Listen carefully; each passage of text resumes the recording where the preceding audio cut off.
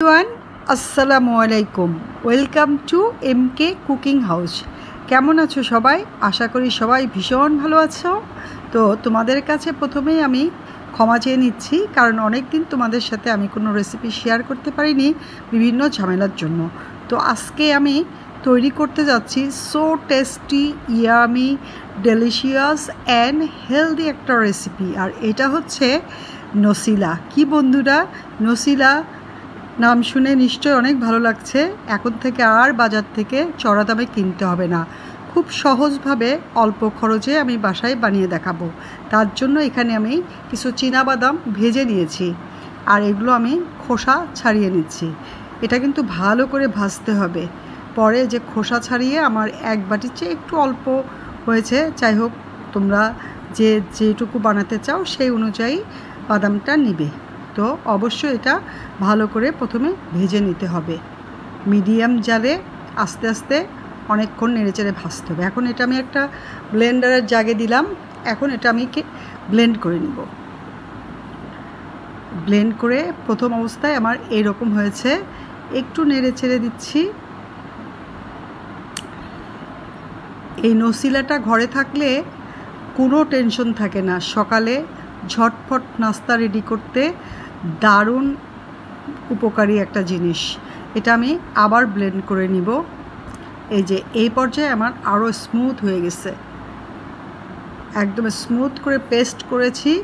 এখন এটার মধ্যে আমি কিছু উপাদান ইউজ করব, আর তা হচ্ছে এখানে আমি গুঁড়া চিনি ইউজ করছি। তোমরা এখানে মধুও ইউজ করতে পারো। যাই হোক, চিনিটা দিলেই আমার বেশি ভালো লাগে, কারণ মধু দিলে, যাই হোক, মধু দেওয়া যায়। তো 2 কাপের মতো আমি চিনি দিয়েছি, গুঁড়া চিনি, আর সামান্য একটু লবণ দিলাম একটু টেস্টের জন্য। এখন এটা আমি আবার ব্লেন্ড করে নিব। তার আগে দিয়ে দিচ্ছি এটার মধ্যে অলিভ অয়েল দিলাম 2 টেবিল চামচের মতো। এখন এটা একটু মিক্সড করে নিচ্ছি।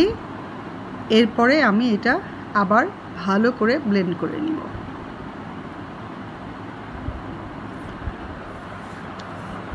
এই যে এইবার একদম স্মুথ হয়ে গেছে। এরপরে আমি 2 কাপ না, এই বড় টেবিল চামচ দিয়ে 2 টেবিল চামচ কোকো পাউডার দিয়ে দিলাম।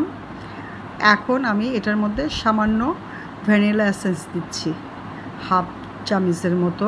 এখন এটা আবার ব্লেন্ড করব। এই তো হয়ে গেল আমার ভীষণ সুস্বাদু পুষ্টিকর নসিলা। এই নসিলাটা সকালের নাস্তা, বিকালের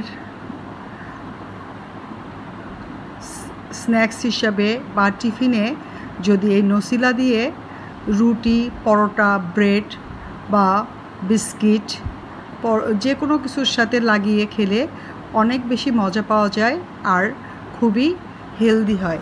তো আমি এটা একটা কাচের বয়ামে ঢেলে নিচ্ছি। কাচের বয়ামে সংরক্ষণ করলে এটা নর্মাল ফ্রিজে রেখে দীর্ঘদিন সংরক্ষণ করা যায়, কোনো সমস্যা হয় না। যেহেতু এটা বাদামটা খুব ভালোভাবে ভেজে নিতে হয়, সেজন্য এটা ভালোই থাকে। তো ভীষণ টেস্টি, ইয়ামি, ডেলিশিয়াস একটা রেসিপি তোমাদের সাথে শেয়ার করলাম। এখন আমি এটা একটা ব্রেডের সাথে লাগিয়ে দেখাচ্ছি। দেখো কি সুন্দর স্প্রেড হয়ে যায়। তো এটা দেখে নিলে খুব কম খরচে, অল্প সময়ে, একদম অল্প সময়ের মধ্যেই খুব তাড়াতাড়ি করে যখন তখন এই নসিলাটা আমরা বানিয়ে নিতে পারি। আর এই নসিলাটা হাতের কাছে থাকলে নাস্তার জন্য কোনো তাড়াহুড়ার সময় কোনো টেনশন থাকে না। সকালে 1 পিস ব্রেডের সাথে এই নসিলা আর সাথে একটা ডিম সিদ্ধ থাকলে একদম সারা দিনের পুষ্টিতে পরিপূর্ণ ভরপুর একটা খাবার রেডি হয়ে গেল, আর কোনো ঝামেলাই থাকে না, আর অন্য কোনো খাবার না খেলেও চলে। এই যে দেখো কি সুন্দর স্প্রেড হচ্ছে। তো এইভাবে তোমরাও বাসায় বানিয়ে নিও, আর সবাই যখন তখন খেয়ে সবাই ভালো থেকো, সুস্থ থেকো। আল্লাহ হাফেজ।